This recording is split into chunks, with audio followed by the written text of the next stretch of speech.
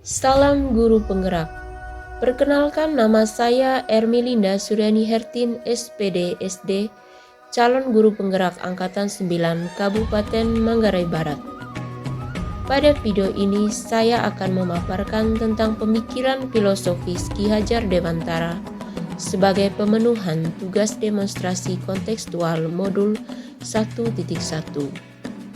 Pemikiran filosofis Ki Hajar Dewantara yang pertama adalah pendidikan yang menuntun.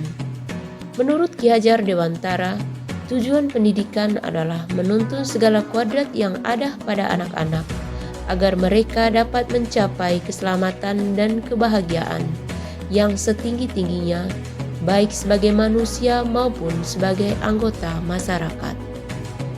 Yang kedua adalah kodrat alam dan kodrat zaman. Kodrat alam berkaitan dengan sifat dan bentuk lingkungan di mana anak berada. Kodrat zaman berkaitan dengan isi dan irama. Yang ketiga adalah budi pekerti. Budi pekerti merupakan perpaduan antara gerak, pikiran, perasaan, dan kehendak atau kemauan sehingga menimbulkan tenaga. Yang menjadi pertanyaan adalah, perlukah tuntunan dalam pendidikan?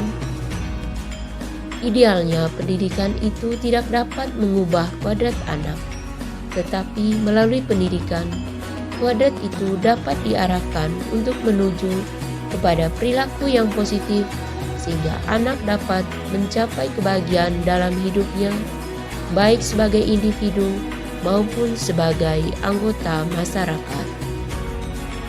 Pendidikan senantiasa menuntut anak mencapai kekuatan kodratnya sesuai dengan alam dan zaman. Guru hanyalah orang tua kedua dari peserta didik, yang menjadi tempat utama dan paling baik untuk melatih pendidikan sosial dan karakter baik bagi seorang anak adalah keluarga. Keluarga menjadi tempat bagi anak untuk mendapatkan teladan, tuntunan, dan pengajaran dari orang tua. Untuk mencapai tujuan pendidikan yang selaras dengan pemikiran KHD, guru harus bisa mendesain strategi pembelajaran yang berpusat pada murid. Hal pertama yang harus dilakukan adalah menuntun dan mengarahkan peserta didik sesuai bakat dan minat dalam berbagai kegiatan program bimbingan ekstrakurikuler dan literasi. Hal lain yang tidak kalah penting adalah dalam kegiatan pembelajaran, guru merencanakan dan melaksanakan pembelajaran yang variatif dengan memanfaatkan teknologi dan alam sekitar berdasarkan karakteristik peserta didik dan mengaitkan materi dengan kehidupan nyata. Adapun beberapa kegiatan yang kami lakukan di sekolah adalah melakukan pengenalan budaya Manggarai kepada peserta didik, berkunjung ke tempat wisata, melaksanakan kegiatan ekstrakurikuler, pembiasaan budaya senyum, sapa, salam, sopan, dan santun, mementaskan tarian-tarian tradisional daerah Manggarai. Sebagai salah satu bentuk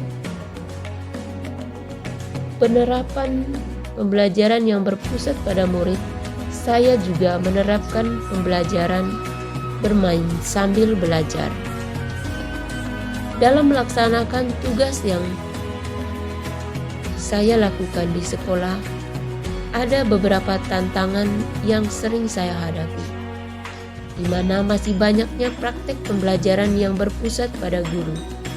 Hal ini mungkin terjadi karena kurangnya pemahaman guru tentang pendekatan dalam pembelajaran yang berdiferensiasi, di mana anak diberi keleluasaan untuk meningkatkan potensi dirinya sesuai dengan kesiapan belajar, minat, dan profil belajar siswa tersebut. Dalam menghadapi berbagai tantangan yang saya hadapi, ada beberapa solusi yang saya lakukan. Yang pertama adalah guru harus berbenah diri untuk berinovasi, berkreasi, dan berkolaborasi. Yang kedua adalah mengembangkan lingkungan belajar yang melibatkan peran serta teknologi sehingga memungkinkan siswa merasa ingin tahu dan ikut berpartisipasi aktif dalam menyusun, mengelola, dan mengukur perkembangan belajarnya sendiri. Terima kasih, salam dan bahagia.